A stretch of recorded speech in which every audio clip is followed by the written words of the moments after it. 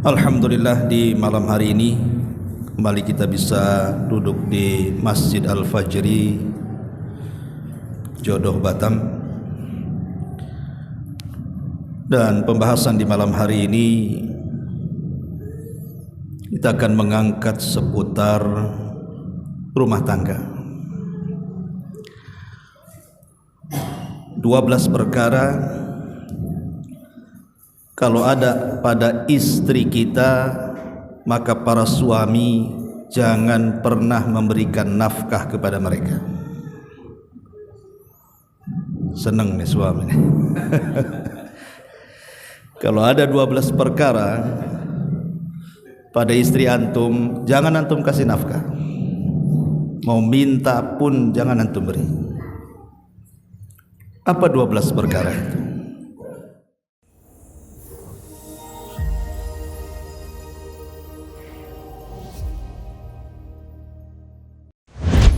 Alhamdulillah, alhamdulillahilladzi hadana wa kafana wa ja'alana minal muslimin. Asyhadu an la ilaha illallah wahdahu rabbi la syarika lah, wa asyhadu anna Muhammadan abduhu wa rasuluhu alladzi la nabiyya ba'dah, amma ba'du. Ma'asyiral muslimin wal muslimat rahimani wa rahimakumullah. Alhamdulillah, di malam hari ini kembali kita bisa duduk di Masjid Al-Fajri Jodoh Batam, dan pembahasan di malam hari ini kita akan mengangkat seputar rumah tangga. 12 perkara kalau ada pada istri kita, maka para suami jangan pernah memberikan nafkah kepada mereka. Seneng nih suami nih. Kalau ada 12 perkara pada istri antum, jangan antum kasih nafkah. Mau minta pun jangan antum beri. Apa 12 perkara itu? Ma'asyiral muslimin yang dimuliakan Allah Subhanahu wa taala. Namun sebelumnya kita harus mengenal dulu apa itu nafkah wajib yang harus ditunaikan oleh setiap suami kepada istrinya. Nafkah wajib itu berdasarkan keterangan para ulama itu ada 5 perkara ini wajib ditunaikan oleh seorang suami kepada istri. Apa itu? Yang pertama, al-maskanu as-salihu alladzi tusanu fihi hurmatuz zaujati wal aulad wasihhatuhum wa karamatuhum. Pertama, tempat yang layak. Tidak mesti mewah, tidak mesti punya sendiri, bisa nyewa, bisa dalam bentuk rumah atau kos-kosan, tapi layak dihuni, di mana rumah itu bisa menjaga kehormatan istri dan anak-anak dan menjaga kesehatan dan kemuliaan mereka. Ini yang pertama. Artinya kalau rumah itu tidak layak, maka tidak sah nafkahnya. Antum letak istri antum di gubuk tengah sawah, atapnya pakai jerami, kalau hujan bocor, nggak layak lah kan gitu. Jadi yang layak. Yang kedua, al-libasu as-salihu alladhi yasunuhum minal ibtidhali wa yadfa'anhum adal harri wal bardi. Pakaian yang bagus, ya tidak mesti baru pakaian itu, yang jelas layak dipakai. sehingga dengan pakaian itu bisa tertutup aurat-auratnya dan dia bisa menjaga diri dari panas dan juga dinginnya cuaca, dan harus sesuai dengan kebiasaan, karena ada pakaian yang dilarang kan gitu. Kemudian yang ketiga, at-ta'am wasyarab, makan dan minum yang bisa menyehatkan badan, menghilangkan penyakit, makanan yang biasa dimakan orang-orang. Ini yang ketiga. Kemudian yang keempat, al-ilaj, perobatan. Kalau seandainya istri sakit, bawa ke rumah sakit, atau diberikan obat-obatan, antum beli di apotek. Jangan sampai kemudian istri sakit dibiarkan saja, biar aja lah, biar mati gitu, biar cari lagi gitu. Ya. Kemudian yang terakhir, masarifu ta'limil aulad, biaya pendidikan dan perawatan anak-anak. Ini wajib hukumnya. Adapun dalil dari kelima perkara ini, pertama, bicara soal tempat tinggal. Maka Allah Subhanahu wa taala berfirman dalam surah At-Talaq ayat 6, askinuhunna min haitsu sakantum min wujdikum wala tudaruhunna litudayyiqu alaihinna. Berilah tempat mereka, maksudnya para istri itu, di mana kamu bertempat tinggal menurut kemampuanmu. Ya, kemampuan saya hanya nyewa kos-kosan, yang tidak apa-apa, yang penting layak huni. Jangan pula antum ajak istri nginep pula di kolong jembatan, kan enggak layak tuh. Ya. Kemudian Allah Subhanahu wa taala katakan, dan janganlah kamu menyusahkan mereka para istri untuk menyempitkan dada-dada mereka, karena tempat yang tidak layak huni tadi, hujan kehujanan, panas kepanasan, sama aja tidak punya rumah. Ya. Ini dalil yang pertama.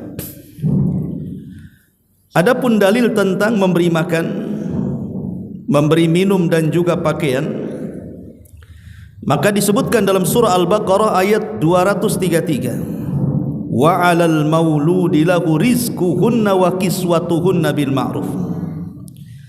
Dan kewajiban seorang ayah menanggung nafkah dan pakaian mereka dengan cara yang patut. Menunjukkan bahwa di antara rizki yang harus diberikan kepada keluarga adalah pakaian. Kemudian juga Allah Subhanahu wa taala atau Nabi sallallahu alaihi wasallam pernah ditanya dari hadis Muawiyah Al-Qushairi radhiyallahu anhu, yang mengatakan, ya Rasulullah, ma haqqu zaujati ahadina alaihi? Rasul, kewajiban suami kepada istri itu apa? Maka Rasul mengatakan, antut'imaha idza ta'imta, kau beri makan istrimu sebagaimana makanan yang kau makan. Wa taksuha idza iqtasaita, beri pakaian sebagaimana engkau juga berpakaian. Wala tadribil wajha, jangan pukul wajahnya. Wala tuqabbi, jangan menjelek-jelekannya. Wala tahjur illa fil baiti, dan jangan kau tinggalkan, menghajar ataupun memberikan pelajaran kecuali di dalam rumahnya. Ini dalil yang kedua, ketiga dan keempat. Dalil ketiga ya. Pertama apa tadi? Memberikan tempat tinggal. Yang kedua, memberikan makan minum. Yang ketiga, memberikan pakaian. Kemudian yang keempat, mengobati kalau sakit. Dan itu kasusnya kepada Utsman bin Affan. Jadi Utsman bin Affan itu ketika perang Badar dia tidak ikut. Padahal itu kan perang besar ya kawan, dan itu perang perdana. Tapi ketidakikutannya Utsman bin Affan dalam perang Badar itu karena perintah Nabi agar Utsman merawat istrinya Ruqayyah putri Nabi yang sedang sakit, dan Rasul berjanji akan mendapatkan bagian hasil perangnya, menunjukkan Utsman tidak ikut perang Badar yang besar keutamaannya itu karena merawat istri yang sedang sakit. Dan yang terakhir masariful aulad, memberi nafkah kepada anak-anak sampai mereka balik, ya. Atau kalau setelah balik juga dia belum bisa mencari uang sendiri, maka tetap wajib orang tuanya sampai dia mampu mencari nafkahnya sendiri. Baik itu nafkah wajib, suami tidak boleh lepas dari 5 perkara ini. Lalu kapan suami itu tidak wajib memberikan nafkah? Ini pembahasannya. Yang pertama, di dalam Al-Quranul Karim Allah Subhanahu wa ta'ala bercerita soal nusuz. Nusuz itu artinya durhakanya seorang istri kepada suami. Lah ketika seorang istri itu durhaka kepada suami, maka tidak wajib seorang suami itu memberikan nafkah kepada mereka. Masalahnya kedurhakaan seperti apa? Seorang suami itu tidak wajib berikan nafkah. Dari kalimat nusuz ini yang pertama, izharul istighfafi bizauji au sabbuhu au syatmuhu, menampakkan seseorang istri merendahkan suaminya. Jadi istri itu sangat merendahkan suaminya, mungkin dengan cara mudah menghinanya ataupun mudah mencacinya. Jadi seorang suami itu tidak punya harga karena bisa dicaci, bisa dimaki oleh istrinya tuh. Atau mungkin seorang istri membanggakan keluarganya dan menghina keluarga suami. Atau mungkin seorang istri dikit-dikit minta cerai padahal tidak ada sebab yang mengharuskan dia minta cerai. Atau mungkin seorang istri mengangkat suaranya di atas suara suaminya dengan menghina, umpamanya suaminya nyewakan rumah. Apa ini rumah ini? Kenapa enggak rumah besar saja? Padahal itu kemampuannya. Dibelikan pakaian apa ini bang? Ini pakaian di second yang bagus lah, yang branded, yang merek-merek. Nah, ini kemampuan suaminya, ya. Atau mungkin dia menganggap dirinya lebih baik daripada suaminya karena mungkin merasa pendidikannya lebih tinggi, kan begitu ya. Atau kecerdasan IQ-nya lebih daripada suaminya, atau sering mengeluh, atau yang lainnya. Lah ini kalau sudah menampakkan seorang istri dan dia sudah merendahkan suaminya, maka suami tidak wajib menafkahi. Kenapa? Karena seorang suami itu qawwamuna 'alan nisa. Dia pemimpin. Kalau pemimpin direndahkan, macam mana akan jadi pemimpin? Ya. Ma'asyiral muslimin wal muslimat rahimani wa rahimakumullah. Ada sebuah hadis yang dikeluarkan Imam Bukhari. Hadis ini terdapat dalam kitab Adabil Mufrad karya Imam Bukhari, di mana seseorang datang kepada Nabi SAW dan bertanya soal wanita yang rajin sholat malam, yang rajin puasa sunnah, yang rajin bersedekah, yang rajin melakukan kebaikan, tapi lisannya selalu menyakiti tetangganya. Apa kata Rasul? La khaira fiha, wanita itu tidak punya kebaikan sedikit pun. Bal hiya min ahlin nar, bahkan wanita itu termasuk penuh neraka. Kalau saja seorang istri tajam lisannya kepada tetangganya, dikatakan tidak punya kebaikan dan dikatakan wanita penduduk neraka, macam mana kalau tajamnya lisan itu diarahkan kepada suaminya? Apalagi hukumannya? Sama tetangganya aja dibilang, kata Rasulullah, khaira fiha, tidak ada kebaikannya. Naudzubillah. Ini yang pertama. Jadi kalau istri antum sudah merendahkan antum, jangan kasih nafkah. Karena nafkah itu muqabilul khidmah. Kenapa kita ngasih nafkah sama istri kita coba? Karena istri kita menghormati kita. Dia mau berkhidmat kepada kita. Ini yang pertama. Yang kedua, taksiruha fi mahamihi min khidmatihi wa nadhafati darihi wa riayati auladihi wa tarbiyatihim wa ghairiha. Malas melakukan kewajiban dalam rangka membantu suaminya, seperti malas tidak mau masak, malas tidak mau nyuci, malas tidak mau membersihkan rumah. Suami masuk rumah kayak kapal pecah, ya. Ataupun tidak mau merawat anak-anaknya, tidak mau menterbiah mereka. Suami datang jauh-jauh lapar, masuk rumah tak ada yang dimakan pula. Setiap masuk rumah COD aja bang katanya. Setiap masuk rumah COD lagi, berkiamat COD. Ma'asyiral muslimin yang dimuliakan Allah Azza wa Jalla.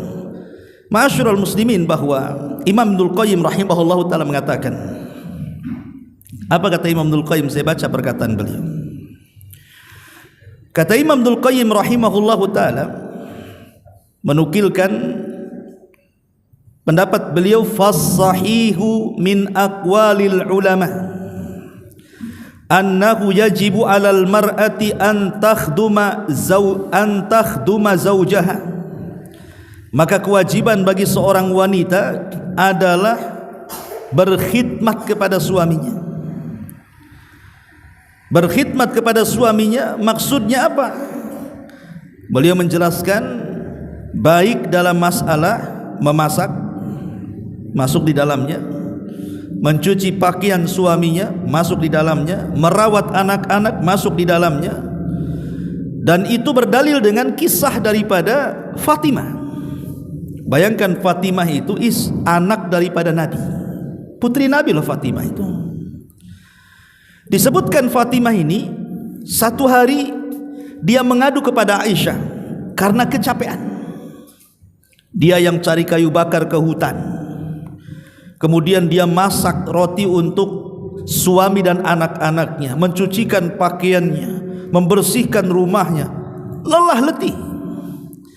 Akhirnya kemudian Fatimah ini ingin santai-santai lah, maksudnya kalau ada pembantu kan enak gitu kan, bisa dia tenang-tenang, bisa dia istirahat, bisa dia tidur. Jadi datang kepada Aisyah supaya menyampaikan keinginannya, dia ingin pembantu. Maka Aisyah menyampaikan kepada Nabi. Maka Nabi pun langsung datang kepada Fatimah yang ketika itu berada di samping suaminya Ali. Apa kata Rasul? Ala adullukuma ma khairun lakuma mimma sa'al tahuma mimma sa'al takuma. Kata Nabi SAW, ala adullukuma, maukah kutunjukkan kepada kalian berdua, ala ma huwa khairun lakuma, terhadap perkara yang jauh lebih baik dari kalian berdua, apa yang kalian minta dari pembantu itu. Maka Ali radhiyallahu anhu dan Fatimah senang. Apa itu wahai Rasul yang lebih baik daripada punya pembantu itu? Maka Rasul mengatakan, idza awaituma madhaji'akuma fasabbihallaha 33 wahmada 33 wa kabbira 34 fahuwa khairun lakuma min khadim. Kata Nabi SAW, bertasbihlah kepada Allah 33 kali ketika beranjak ke pembaringanmu, kemudian memujilah Allah dengan mengatakan alhamdulillah 33 kali, dan bertakbirlah dengan mengatakan Allahu Akbar 34 kali, jadi 100. Itu lebih baik daripada engkau punya pembantu, katanya. Milih mana? Maka mereka mengatakan, kalau gitu milih yang kedua, tak jadi minta pembantu, malah milih zikir ini. Dan kalau antum praktekan kepada istri antum, sini duduk, Dek, mau pembantu atau abang ajarkan zikir 3 ini, milih mana? Kira-kira istri antum milih mana tuh? Pasti milih pembantu kan itu ya. Ya nggak yakin milih zikir itu. Ya. Jadi intinya bahwa di sini lihat bagaimana keduanya akhirnya apa? Tidak memilih pembantu, dan Fatimah tetap seperti itu. Memasak, mencuci, mencari kayu lagi. Sekarang sudah enak loh, tidak perlu cari kayu bakar. Pakai kompor gas, tinggal cetek kan itu. Sekarang belanja nggak usah jalan ke pasar COD. Sekarang peralatan rumah tangga itu semua pakai mesin. Allah mudahkan semuanya. Coba bayangkan, tidak perlu capek lagi. Lah di sini pun tetap saja masih malas kan. Kalau istri tidak mau masak, tidak mau nyucikan pakaian antum, tidak mendidik anak-anak antum, jangan antum kasih nafkah. Ini kata ulama. Ya. Kecuali kalau sekali-kali, kata Syekh Utsaimin, sekali-kali mungkin karena capek dia tak masak, karena ada udzur syar'i dia tak masak, ya tidak berdosa. Namanya manusia, kadang ada sakitnya, kadang ada lelahnya, kadang ada capeknya, kadang ada bosannya kan begitu. Tapi kewajiban yang lebih banyak harus dilakukan adalah berkhidmat kepada suaminya. Itu pahala bagi dia itu yang mengalir. Ini yang kedua. Yang ketiga, man'uhu minal jima wal mubasyarah biduni udhrin masyru'in. Ketika seorang suami mengajak istrinya untuk melakukan hubungan, tentunya suami istri, tiba-tiba kemudian istri menolak tanpa ada udhur syar'i. Maksudnya udhur syar'i itu seperti apa? Udhur syar'i itu boleh jadi mungkin istrinya lagi haid, istrinya lagi nifas, istrinya lagi sakit parah kan gitu ya. Jadi kalau ada udhur syar'i, ya wajar dia nolak. Tapi kalau tidak ada udhur syar'i, hanya takut besoknya mandi takut dingin, nah itu bukan udhur syar'i. Kalau mandi pun gak akan mati dia. Ya. Ataupun karena malas, gak ada moodnya kan gitu kan. Atau karena lagi tengkaran bahasa kita ya, lagi nggak enakan dengan suaminya, lagi marah-marahan, tak mau dia. Lihat para istri, Nabi SAW mengatakan, la yahillu limra'atin idza da'a ar-rajulu imra'atahu ila firashihi fa'abat an taji'a la'anat hal malaikatu hatta tusbiha wa fi riwayatin kana alladhi fis samai sakhitan 'alaiha hatta yarda anha. Apabila seorang suami mengajak istrinya untuk berhubungan, tiba-tiba ditolak tanpa udzur, malam balik punggung dia, maka apa kata Nabi SAW? Malaikat akan melaknat dari mulai dia menolak sampai subuh.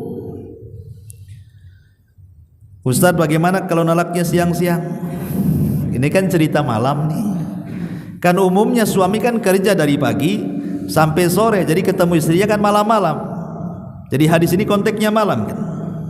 Malaikat akan melaknat dia sampai subuh. Berarti kalau saya nolak siang-siang tak apalah kan gitu. Kan malam-malam yang dilaknat.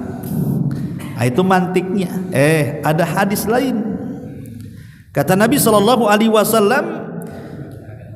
kana alladhi fis sama, makhluk yang ada di langit. Siapa? Para malaikat. Sakhitan 'alaiha, dia murka kepada istri tersebut, hatta yarda anha, sampai dia ridha dan mau diajak berhubungan. Ini tidak ada kalimat malam, tidak ada kalimat subuh. Artinya mau malam mau siang tetap tidak boleh menolak. Lihat, ada hadis Nabi SAW yang sangat-sangat khawatir atau mengkhawatirkan. Dengar nih para istri. Hadis ini dari Abdullah bin Umar radhiyallahu anhu. Apa kata Nabi SAW?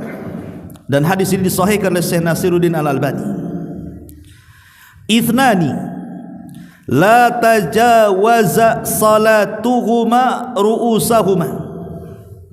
Dua manusia, solat keduanya tidak akan diangkat sampai di atas kepalanya. Artinya ditolak solatnya. Solatnya ditolak loh. Salah satunya kata Nabi SAW, wamra'atun asad zawjaha. Ketika seorang istri bermaksiat kepada suaminya, tidak mau dia melakukan ajakan suaminya, bermaksiat kepada suaminya, lihat solatnya nggak akan terangkat sampai di atas kepalanya. Bahkan lebih dari itu, wanita yang seperti ini tidak akan merasakan manisnya iman.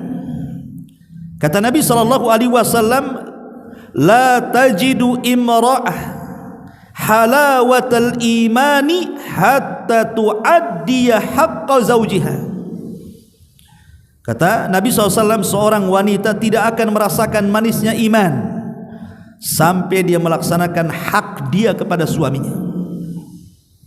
Ngeri ikhwatul fiddin, muliakan Allah Subhanahu wa ta'ala. Ini yang ketiga. Yang keempat, jadi kalau istri ini udah nolak-nolak antum, jangan kasih nafkah ya. Yakin antum? Ini kata ulama, jangan kasih nafkah. Kenapa? Karena nafkah ini salah satunya apa? Kenapa antum kasih nafkah? Karena dia melayani antum di kasur antum. Kalau dia tidak mau melayani antum di kasur antum, jangan kasih nafkah, karena memang nafkah itu untuk itu. Maaf ya, seandainya antum datang ke lokalisasi saja, kemudian antum ingin berzina, bayar nggak antum? Bayar. Kalau dilayani, kalau nggak layan, ke antum nggak bayar kan? Itu kepada wanita pelacur.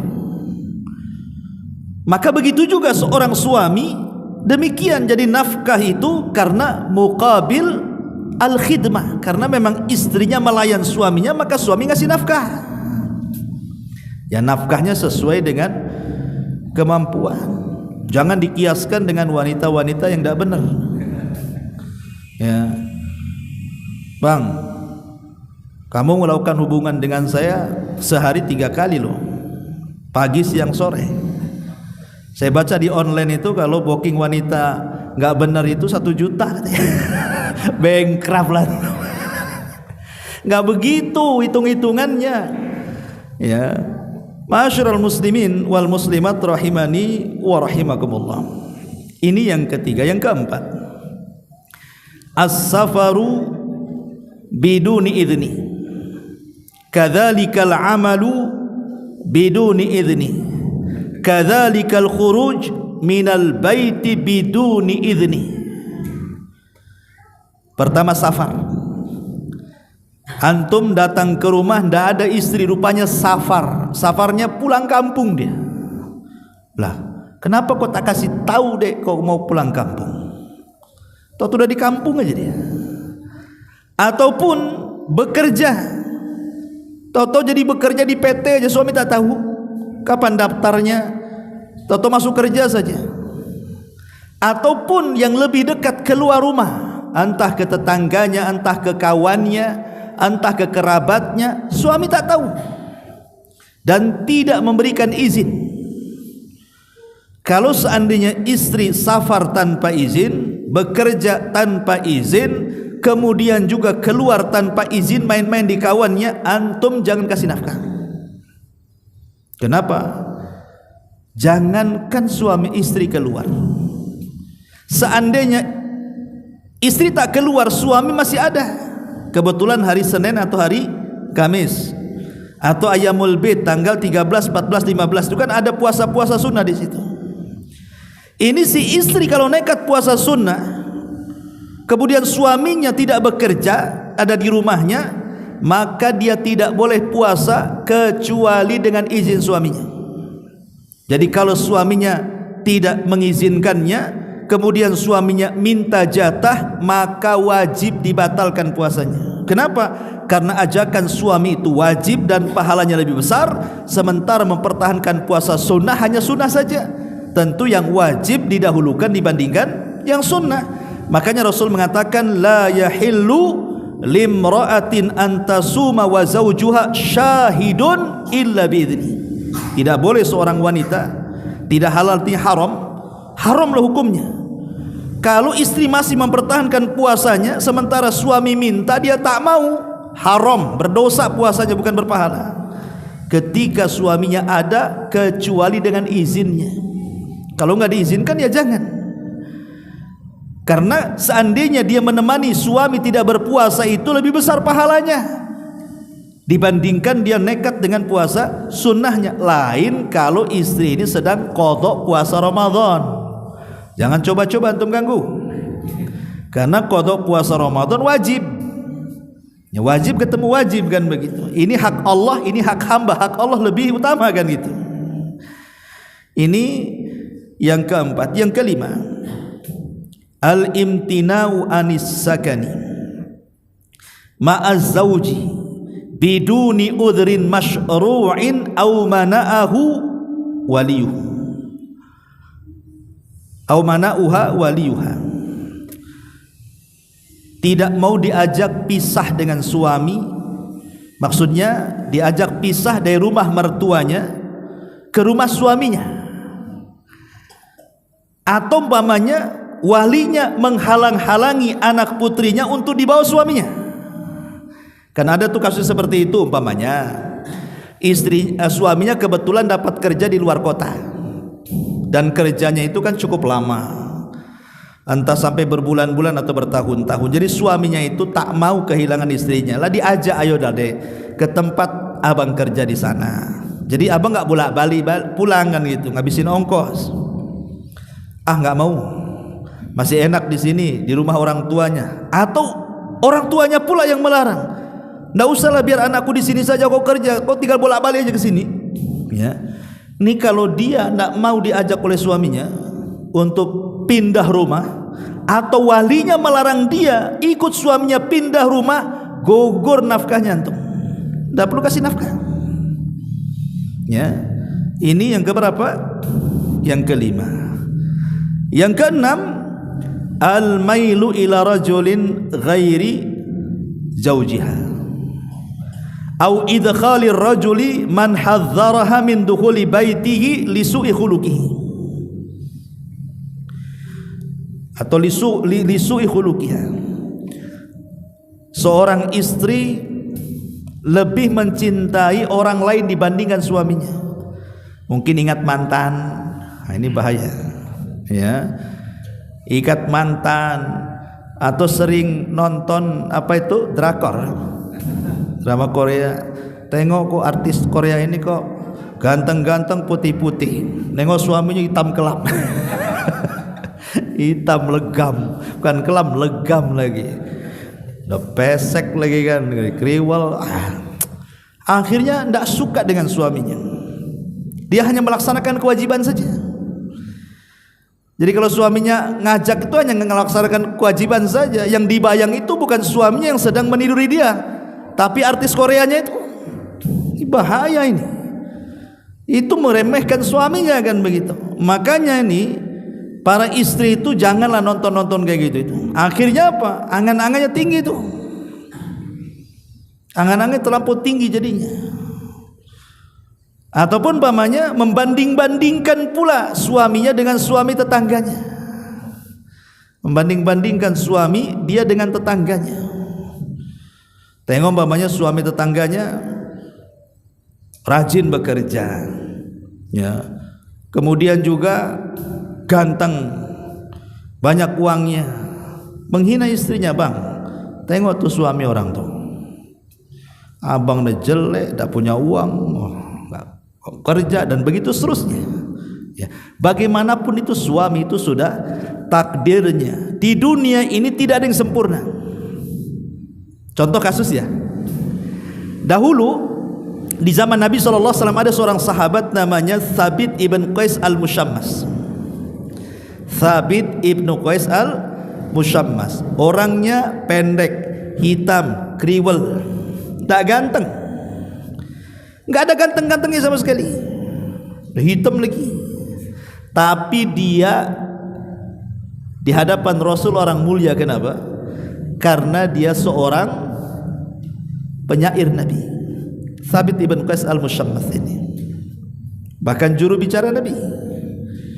Juru bicara Nabi kan orang dekat Nabi, namanya juru bicara. Lihatlah kalau kepresidenan ada juru bicara itu, dia aja yang ngomong di televisi itu. Itu Thabit ibn Qais al-Mushammas. Istrinya cantik secantik-cantiknya. Istrinya itu. Itulah nasib orang ganteng, istrinya jelek biasanya. Nasib orang jelek pula istrinya cantik. Iyalah, itu sudah seleksi alam kata. Maksud saya begini, jadi istrinya ini kalau melihat suaminya Thabit ini sedang berjalan dengan kawan-kawannya, jelek sendiri. Oh, suami saya hitam sendiri. Kok jelek sendiri, yang lain kok ganteng-ganteng, tinggi-tinggi, putih-putih, suami suka jelek sendiri. Lama karena dibanding-bandingkan dengan kawan-kawannya, hilang cintanya. Sudah tidak suka dengan Thabit. Jadi dia hanya melayani sebagai istri, hanya berkewajiban saja, tidak ada nikmat-nikmatnya. Akhirnya datang kepada Rasul si istrinya Thabit. Rasul, aku tidak mencela suami saya dari agamanya. Kalau agamanya top, marko top, saya enggak cela agamanya Rasul. Masalahnya, aku sudah tak cinta dengan dia. Aku takut banyak kufur kepada suamiku. Bisa enggak aku pisah dengan suamiku, katanya. Kata Nabi SAW, ya tunggu dulu lah, aku panggil dulu suamimu. Dipanggil suaminya Thabit. Thabit, lihat istrimu mau khulu, gugat cerai. Dia tak cinta lagi dengan Thabit. Kata Thabit, mana mau aku, katanya. Cari istri lagi, belum tentu dapat yang cakap, kata Thabit. Tapi bagaimana istrimu mendesak? Akhirnya Thabit pun tidak bisa apa-apa, sampai Rasul mengatakan kepada istrinya, oke, aku kabulkan keinginanmu, tapi maukah engkau mengembalikan kebun Thabit yang luas itu yang dulu dijadikan mahar untukmu? Jadi kalau perempuan gugat cerai, dia harus mengembalikan mahar.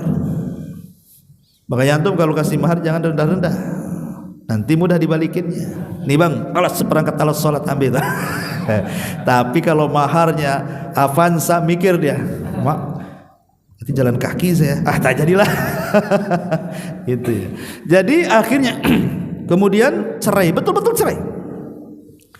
Akhirnya mantan istri Thabit ini setelah jadi janda dan selesai masa idahnya, nikah lagi sesuai dengan bayangan dia, kriteria dia. Memang dapat suami yang ganteng, yang putih, ya sesuai di kriteria dia. Betul-betul Allah takdirkan seperti itu. Tapi dia kecewa. Apa kecewanya?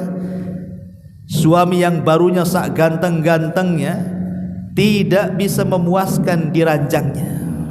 Tapi Thabit walaupun tak ganteng, puas pula dia. Nyesel dia. Nyesel akhirnya. Dia berusaha untuk cerai dengan suami yang kedua lagi, coba. Ingin balikan dengan Thabit, tapi Thabit tak mau. Kan? Ini terjadi kan di zaman Nabi seperti ini. Ya, maka ma'asyiral muslimin yang dimuliakan Allah Azza wa Jalla, kalau istri ini sudah mulai menyukai laki-laki lain, jangankan antum kasih nafkah, antum terhina di mata dia. Ceraikan wanita seperti ini, cari yang lain yang bisa menghormati kita. Para suami.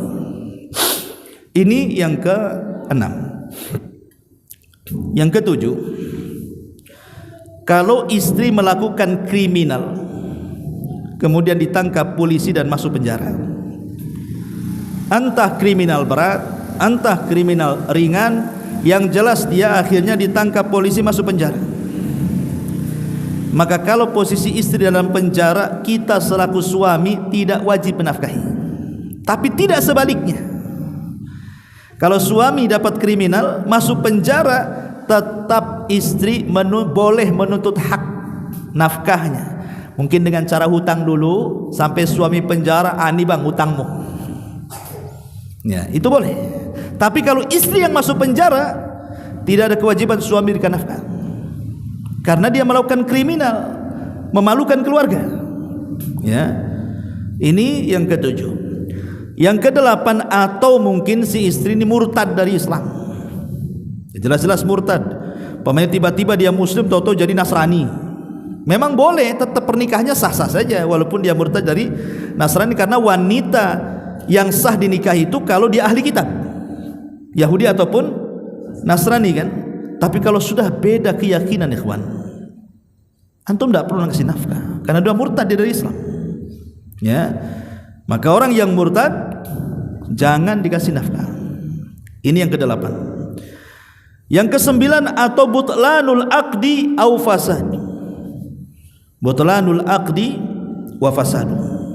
Mungkin ketika akad kurang syaratnya. Mungkin dia nikah tanpa wali, nikah tanpa saksi gitu ya. Pokoknya syarat-syarat pernikahannya kurang, akhirnya akadnya batal. Nah, ketika seperti ini ya namanya batal pernikahannya, apa yang mau dikasih? Ya, ini juga yang ke-9. Kemudian yang ke-10, kalau menikahi gadis yang di bawah umur. Seperti Rasul kan pernah menikahi Aisyah kan di bawah umur 6 tahun. Baru digauli umur 9 tahun. Artinya kalau masih di bawah umur dan dia masih tinggal di rumah orang tuanya, maka suami tidak wajib menafkahi sampai dia balik dan dilakukan hubungan intim, baru disitulah wajibnya ngasih nafkah. Ya. Atau yang ke-11, inqidha'ul muddah at-talaq. Suami menceraikan istri. Kalau masih di masa idahnya, maka kewajiban suami tetap memberikan nafkah karena itu masih istri dia. Tapi kalau habis masa idahnya, berarti dia bukan istri lagi, dia berhak nikah sama orang lain, maka tidak wajib berikan nafkah. Dan iddah itu rata-rata 3 bulan atau 3 kali haidan atau 3 kali sucian. Nah, maka itu selama 3 bulan wajib suami memberikan nafkah walaupun diceraikan. Kecuali kalau sudah lewat 3 bulan atau 3 kali sucian haid, maka tidak wajib, bukan istrinya lagi. Kenapa masih wajib dinafkahi? Itu pun kalau talak 1 dan talak 2 ya. Talak 1 dan talak 2 ya. Kecuali talak 3 dan istrinya hamil, lain itu nafkah tetap karena dia sedang hamil menafkahi anak di dalam perutnya kan.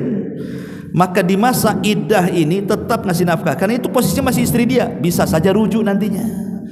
Tapi kalau sudah masa iddahnya habis, tidak wajib ngasih nafkah, bukan istri lagi. Ya, ini yang nomor 11. Ya. Kemudian yang nomor 12, atau umpamanya istri melakukan kezaliman, anggaplah istri melakukan nusus, selingkuh umpamanya, naudzubillah, istrinya selingkuh. Akhirnya istrinya maaf sama suaminya, pengen kembali. Pokoknya saya janji tidak akan selingkuh bang. Janji, swear katanya bahasanya kan. Oke, nggak apa-apa aku rujuk lagi, tapi tidak aku kasih nafkah kau setahun. Itu namanya perjanjian kan. Dari tobatnya istri ingin kembali kepada suami, suami ngasih syarat seperti itu. Kau boleh rujuk kepada aku setahun ini, kau nggak kasih nafkah. Kan itu boleh. Ya, karena kebaikan suami mau kembali kan. Suami sebenarnya pengen pisah, tapi karena kebaikannya suami tetap mau rujuk, maka dia ngasih syarat. Maka yang seperti itulah yang kemudian 12 perkara ini kalau ada pada istri antum, jangan antum kasih nafkah. Catatan ikhwan, tapi kalau seandainya mungkin istrinya itu disuruh sholat, ya kadang mau kadang tidak, disuruh berhijab kadang mau kadang tidak, maka ini tidak gugur. Ya, karena dia bermaksiat kepada Allah, bukan kepada suami kan gitu. Itu kan hak Allah, bersolat, pakai hijab itu kan hak Allah, maka tidak gugur. Kecuali kalau sampai tingkat kekufuran, tidak sholat selamanya, itu orang kafir itu. Kalau nggak sholat selamanya, ngapain antum serumah dengan orang kafir? Ya, tapi kalau dia masih sholat sekali-kali lah, malas. Sekali-kali pakai hijab, kadang-kadang tak pakai hijab gitu ya, maka tetap masih wajib menafkahi. Ma'asyiral muslimin wal muslimat rahimani wa rahimakumullah.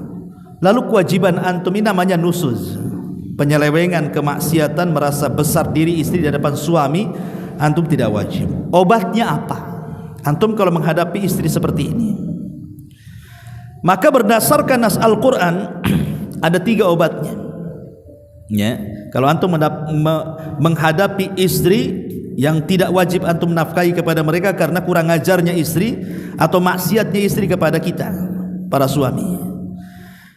Disebutkan di dalam Al-Quran tepatnya surah An-Nisa 34. Wallati takhafuna nusuzahunna fa'idhuhunna wahjuruhunna fil madhaji' wadribuhunna fa in ata'nakum fala tabghu 'alaihinna sabila. Dan wanita-wanita yang kau takuti melakukan nusuz, penyimpangan, kemaksiatan, kurang ajar dengan suami, apa kata Allah? Obatnya yang pertama fa'idhuhunna, nasihati. Selain antum tahan nafkahnya, nasihati istri dengan baik. Ini yang pertama.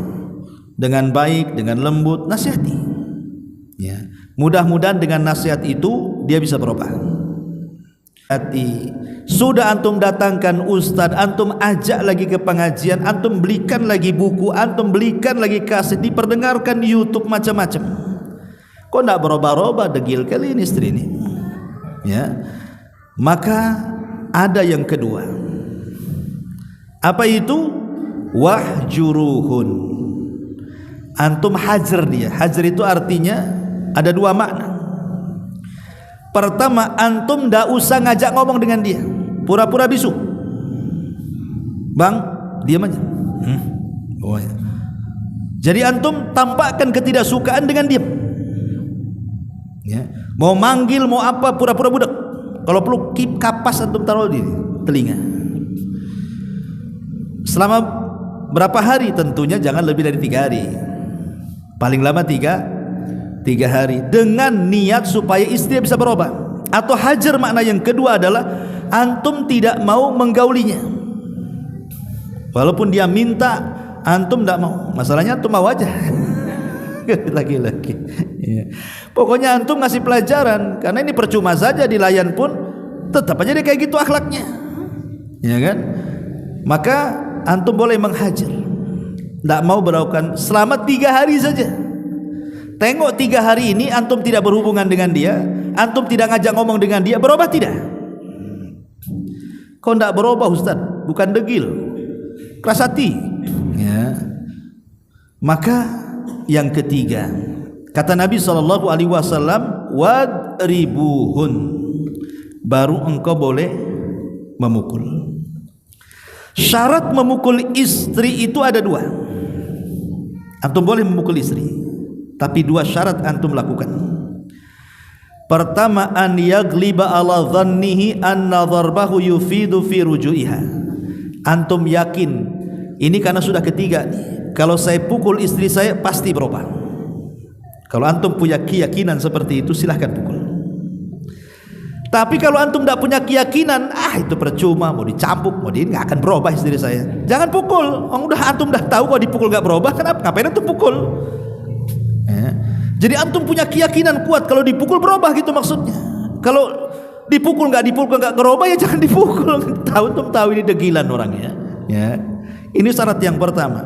Yang kedua, kalaupun antum tahu kalau dipukul dia akan berubah, syarat yang kedua, alla yakuna dharbun mubarrahan. Tidak boleh dengan pukulan yang menjadikan bekas dalam badannya. Antum ambil gagang sapu, antum sabet kakinya, patah dia. Antum lagi mukul, ngasih pelajaran, antum matahkan kaki orang. Ya, nggak boleh. Antum boleh mukul tapi jangan berbekas. Makanya jangan berbekas. Yang kedua, alla yakuna dharba ghairu mubarrihan, dan juga jangan dipukul di areal wajah, karena wajah itu kehormatan. Kalau mukul daerah yang lain, paha, ya kan? Ya, pukulannya pun mungkin pakai bantal guling gitu ya. Tapi kalau bantalnya ada batunya, payah juga kan ya. Intinya jangan luka suami istri itu yang kita pukul, jangan ada luka. Ya. Itu 2 syarat dibolehkan. Kenapa? Karena sudah klimaks. Ustadz udah dinasehati, sudah juga dihajar, nggak ngomong sama dia. Aku juga nggak mau hubungan sama dia. Udah kupukul juga tak mau juga. Yang keempat, dalam ayat yang lain, fab'athu hakaman min ahlihi wa hakaman min ahlihi. Utus keluarga suami, utus keluarga istri berunding. Biar keluarga istri nanti menasihati istrinya, keluarga suami menasihati suaminya, supaya rujuk dengan berbagai macam pertimbangan. Udah dipertemukan dua keluarga besar, tetap juga mau cerai, ya sudah, mau diapakan lagi? Mungkin bukan takdirnya kan? Ya sudah, cerai. Mau diapakan lagi? Nah, ini solusinya. Dan yang terakhir, nasihat yang berharga untuk para istri. Ada sebuah hadis dari Bushair ibn Yasar dari Husain ibn Mihsan. Husain ibn Mihsan ini bercerita tentang bibinya yang datang kepada Nabi. Kemudian kata Nabi SAW kepada bibinya Husain ibn Muhsin ini, apa kata Rasul? Kata Nabi SAW, adzatu zaujin anti, kamu punya suami tidak? Qalat na'am, ya aku punya suami wahai Rasul. Kata Nabi SAW, kaifa kana, kaifa anti lahu, bagaimana sikap kamu dengan suamimu? Qalat, dia mengatakan, ma aluhu illa ma ajaztu anhu. Kata bibinya Muhsin, dia mengatakan, Husain ibn Muhsin dia, wahai Rasul, saya tidak pernah mengabaikan hak saya kepada suami kecuali terhadap sesuatu yang aku memang tidak sanggup melakukannya. Apa kata Rasul? Ini syahidnya. Kata Rasul kepada bibinya Husain ibn Muhsin ini, fangduri aina anti minhu fa innama huwa jannatuki wa nar. Perhatikan posisimu dari suamimu, kata Rasul, karena suamimu bisa menjadi sorga untukmu dan bisa menjadi neraka untukmu. Kalau seorang istri itu melaksanakan hak dan kewajibannya kepada suaminya, berarti suami sorga bagi. Tapi kalau seorang istri lalai dan abai, tidak melaksanakan hak dan kewajibannya kepada suaminya, maka neraka untukmu. Dan itu dikuatkan dengan hadis Nabi SAW, idza sallatil mar'atu khamsaha wa shamat syahraha wa ata'at ba'laha wa hafidat farjaha qila laha udkhulil jannah min ayyi abwabil jannati tsamaniyati syi'ti. Apabila seorang wanita menjaga sholat 5 waktunya, menjaga puasa Ramadannya, taat dengan suaminya, menjaga kemaluannya, maka kelak pada hari kiamat Allah akan mengatakan kepada wanita-wanita seperti ini, masuklah kalian ke dalam sorga dari 8 pintu sorga yang kau sukai. Lihat syarat masuk sorga, dari 8 pintu sorga yang disukai para wanita adalah mentaati suaminya. Mentaati suaminya. Bahkan Nabi SAW sampai mengatakan, la tu'zi imra'ah, la tu'zi imra'atun zawjaha fid dunya. Kata Nabi SAW, tidaklah ada seseorang istri yang kurang ngajar dengan suaminya di dunia, illa qalat zawjatuhu minal huril in, kecuali bidadari sorga akan berkata. Jadi ketika suaminya disakiti oleh istrinya, bidadari sorga akan berkata, apa kata bidadari sorga? Qatalakillah, semoga Allah membunuh. Marah bidadari itu, antum dibela bidadari itu, ya. Semoga Allah membinasakan kamu, kata bidadari. Fa innama huwa indaka dakhil yushiku an yufariqaki ilaina. Kata bidadari di sorga, suamimu adalah tamumu sementara saja, jangan kau sakiti, karena sebentar lagi suamimu akan meninggalkan kamu dan akan mendatangiku, katanya. Lihat, bidadari surganya bisa marah, ya. Ma'asyiral muslimat yang muslimin wal muslimat rahimani wa rahimakumullah. Oleh karena itulah maka hati-hati bahwa seorang istri apabila melakukan nusuz, maka suami tidak berhak untuk memberikan nafkah. Iya, baru kali ini saya ngaji di sini ada orang bertanya nih. Iya. Bismillah, assalamualaikum, afwan Ustaz, mohon pencerahannya. Bagaimana hukumnya jika seorang suami sudah mentalak istrinya tapi tidak memberikan hak sepenuhnya secara agama dan negara? Suami yang selalu mendahulukan kebutuhan pribadinya dibandingkan keperluan rumah tangga dan kebutuhan anak-anaknya ketika istrinya menuntut haknya, beliau menjawab tidak ada kemampuan sepenuhnya. Pertanyaannya apa? Mendidik anak selalu dengan kekerasan tanpa melihat situasi anak seperti apa, membandingkan anak yang satu dengan anak-anak yang lainnya. Syukuran. Ya. Yang pertama, jika seorang suami sudah mentalak 3 istrinya, talak 3 ini apakah talak rujuk, ataukah saya talak kau 3 kali? Kalau maksudnya yang kedua, kan ada suami itu tidak pernah menceraikan istrinya, sekali menceraikan langsung main borong, ku talak kau 3 kali. Kan ada seperti itu suami itu. Maka yang seperti ini pendapat yang kuat dari kalangan ulama, jatuhnya 1. Walaupun dia mengatakan ku talak kau 1000 kali, tetap 1. Dan ini disebut talak bid'ah namanya. Ya nggak boleh talak seperti itu. Tapi jatuh talaknya, tapi dianggap 1. Karena talak itu dianggap 1 itu ketika dia mentalak istrinya kemudian rujuk. Jadi syaratnya harus rujuk. Rujuk itu berarti sudah pernah ditalak 1. Kemudian lain waktu marahan lagi, ditalak lagi istrinya, rujuk lagi, berarti 2. Marahan lagi, ditalak lagi, rujuk, tak boleh rujuk. Kalau sudah 3 kali tak boleh rujuk. Sampai istrinya menikah dengan laki-laki lain, kemudian laki-laki lain menceraikan dia, baru boleh balik lagi ke suami yang pertama. Tapi bukan dibuat sandiwara karena masih cinta dengan istrinya, sewa laki-laki, kau nikah dengan istriku, ku bayar, malamnya kau ceraikan. Nggak boleh. Itu khilah, ya, menipu Allah dan Rasulnya, nggak boleh. Jadi sampai ya seperti biasa dia menikah lagi, kemudian diceraikan karena ada masalah, baru boleh kembali ke suami yang pertama. Ditunggu sama suami, kok nggak dicerai-ceraikan katanya. Berarti kau yang kurang ajar kan? Suaminya yang baru bagus kan gitu ya. Ya. Masyarul muslimin yang dimuliakan. Jadi kalau sudah talak 3, ya si istri bukan lagi istrinya. Jadi si istri boleh menikah lagi. Tidak ada kewajiban suami yang pertama memberikan nafkah, kecuali kalau punya anak, artinya memberikan nafkah ke anak-anaknya, bukan kepada istri yang sudah ditalak 3. Itu yang saya pahami dari pertanyaan ini ya. Jika seorang suami sudah mentalak 3 istrinya, ini maksudnya punya 3 istri, talak semua atau gimana? Iya. Tapi tidak memberikan hak sepenuhnya secara agama dan negara. Mungkin secara agama sudahlah menceraikan, mungkin secara negara mungkin belum ke pengadilan kan itu. Tapi kan ibrah itu secara agama, negara itu kan hanya tulisan saja.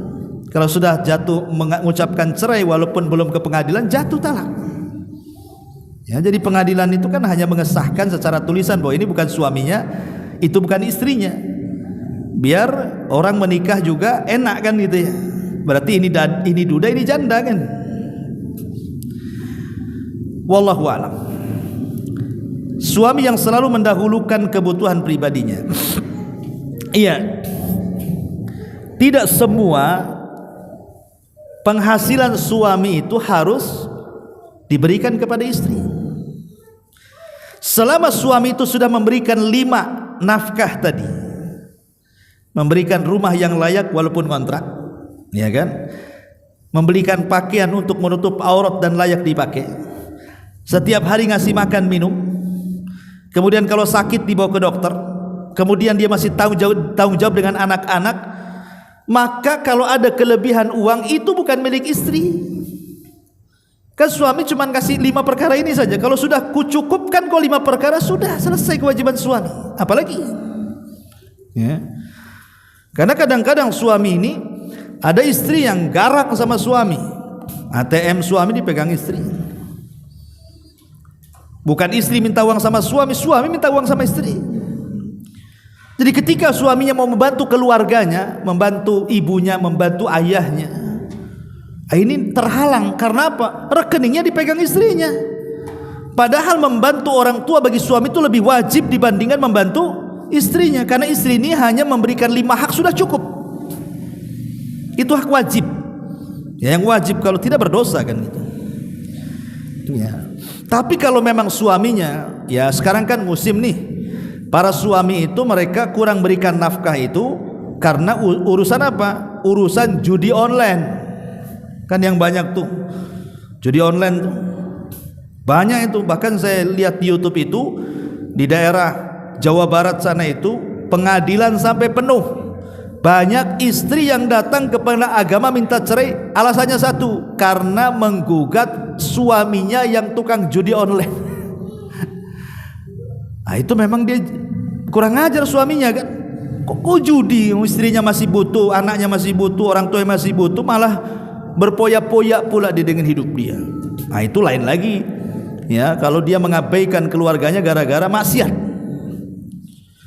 Nah, kemudian yang ketiga pertanyaannya, mendidik anak selalu dengan kekerasan tanpa melihat situasi anak seperti apa. Ya, namanya anak-anak itu ada kalanya lembut, ada kalanya keras. Makanya kata Rasulullah, letakkan satu pecut kemudian letakkan di dinding rumahmu. Kata Rasulullah, alikus sauto, taruh pecut di dinding rumahmu. Maksudnya apa taruh pecut di dinding rumahmu? Itu sebagai cambuk bagi anakmu. Solat atau pecut? Solat atau pecut, kan gitu ya. Terkadang Rasul memberikan obat kan. Kadang-kadang ada anak itu degil, harus dikerasi. Tapi ada anak-anak juga tidak bisa dikerasi modelnya, harus dilembuti. Dan satu anak dengan anak lain itu kan berbeda karakter. Ada yang agak degil, ada yang baik, ada yang nggak disuruh dia berangkat sendiri sholat kan itu. Ya tentu akan berbeda-beda. Ya, tetapi berbuat adil kepada semua anak itu wajib. Nggak boleh kita ini. Contoh di zaman Rasul ada seorang laki-laki namanya Bashir, punya anak namanya Nu'man. Saking cintanya dengan Nu'man si Bashir ini belikan kebun yang luas, kebun kurma, sementara anak-anak yang lain tak dikasih. Karena mungkin lihat Nu'man ini orang yang cerdas, ahli agama, sementara anak-anak yang lain tidak gitu ya. Jadi dia lebih sayang kepada Nu'man. Ini kalau saya kasihkan tanah ini ke anak yang lain, bisa saja dijual umpamanya jadi maksiat. Udahlah ke anak yang baik aja saya kasih. Akhirnya kemudian kata suaminya minta disaksikan istrinya. Istrinya tak mau disaksikan Nabi. Datanglah kepada Nabi SAW dan mengatakan, Rasul, aku akan menghadiahkan satu tanah kebun kurma untuk anakku si Nu'man. Maukah kau jadi saksi, katanya. Kata Rasul, baik, tapi apakah engkau tidak punya anak kecuali si Nu'man? Maka kata Bashir, tidak, anakku banyak, selain Nu'man ada. Kata Rasul, oh enggak mau jadi saksi aku. Di lain hadis Rasul mengatakan apa? I'dilu ala auladikum, berbuat adilah kepada anak-anakmu. Jangan anakmu yang satu dikasih, yang lain tidak. Ya, jadi ini pun terhadap anak-anak ada hukum-hukumnya. Nantilah kita bahas soal anak-anak. Wallahu a'lam. Iya, mudah-mudahan ada manfaatnya. Subhanakallah bihamdika, asyhadu an la ilaha illa anta, astaghfiruka wa atubu ilaik. Allahu taala alam. Assalamualaikum warahmatullahi wabarakatuh.